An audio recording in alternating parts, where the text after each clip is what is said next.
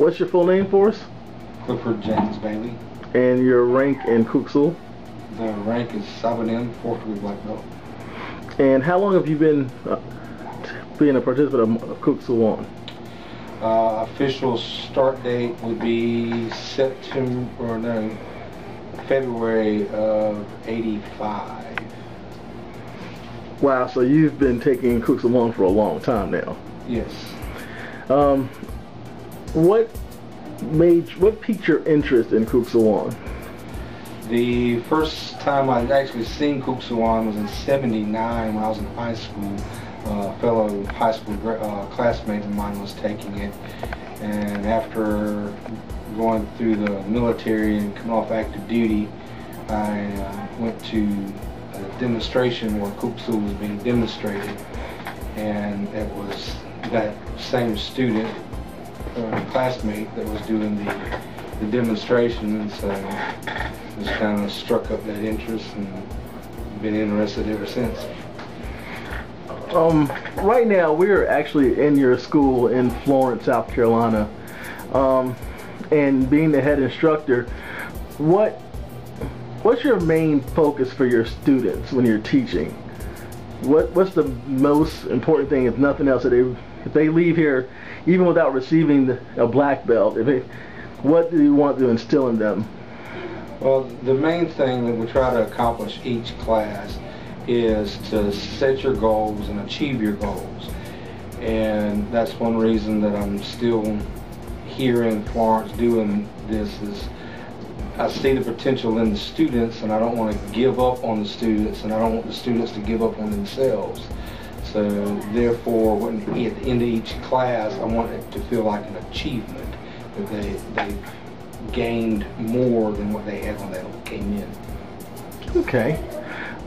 Focusing more on the martial arts itself, what do you think separates Kuksul from, let's say, Taekwondo or karate or any other of the mainstream martial arts out there?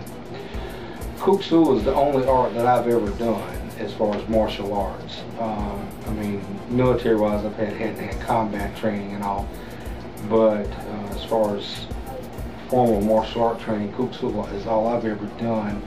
Several of my colleagues and instructors and all have done other type martial arts, and just looking at the different arts that's out nowadays, the completeness of Kuksul is there where it's not in other art. In other words, some students have to go to several different Taekwondo instructors or several different Hapkido instructors to get everything, and you don't have to do that in Kuksul. It's all right there. Interesting. Now, when you say complete, now, like everyone knows Taekwondo is known for their kicking, but now, how would you say Kuksul is more complete than, let's say, karate, which has its equal focus on kicking and punching? Well, Kuksul, when you say completeness, or when I speak of completeness, it's more of, we do the joint locks, the pressure points, the grappling, the sparring. Then you get in, after you get up into the belt ranks, you get into all the many different weapons and all. So it's all there. You're not having to look here and there to find the different things. Okay, so not only do you learn kicking and punching techniques, but you small joint manipulation as well as weapon training. And how soon into when you start Kuksul do you actually get involved in weapon training and so on? Well, theoretically, your first day is when you start getting to weapon training, due to the fact you're training your body to become that weapon. Okay. A weapon is basically just an extension of your body. So when you put a staff or a sword, your body's the weapon. It's just the extension of your body that you're classifying the weapon. Okay. Now, Kuksul, the founder of Kuksul is Grandmaster Inhyuk. Okay, so basically with the founder still being alive, this is a fairly young martial art and compared the terms of martial arts, correct? The art or the association of Kuk Sool is just a little over 50 years.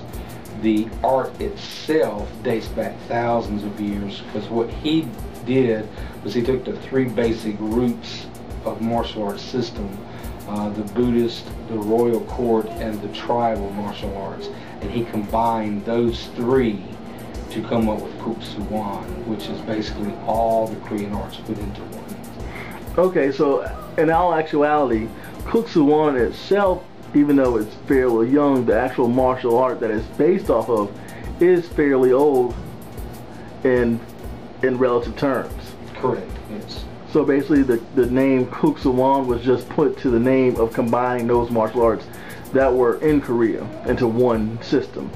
Right, the word won means association, and then Kuk is of course Korean, so it's the Korean association, and Sool being the technique and all. So that's where you come up with Kuk Sool. If someone was interested in Kuk Sool but they had reservations about, you know, maybe they're older, or maybe they're not overweight, or maybe they're, you know, not very secure in their own physical capabilities, would they still, how would you present Kuk Sool to them to where they would feel comfortable in coming and attending? Well, I always invite anybody to come in and do a free trial class.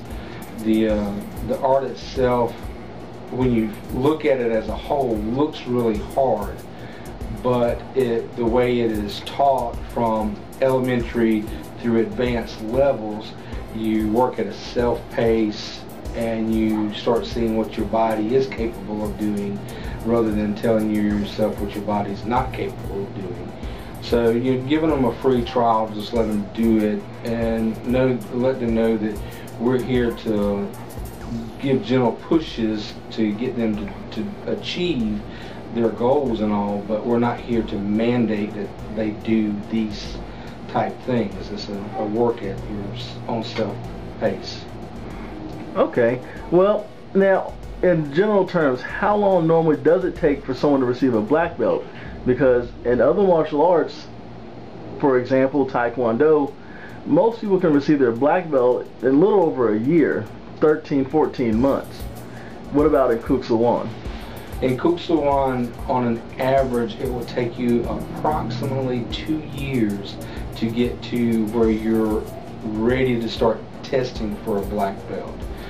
And also in Kuk Sool, you have a 2-year test cycle. So therefore, when you're ready to start testing for each individual levels of black belt, you will test once a quarter for 2 years. So the earliest that you would achieve it would be 4 years.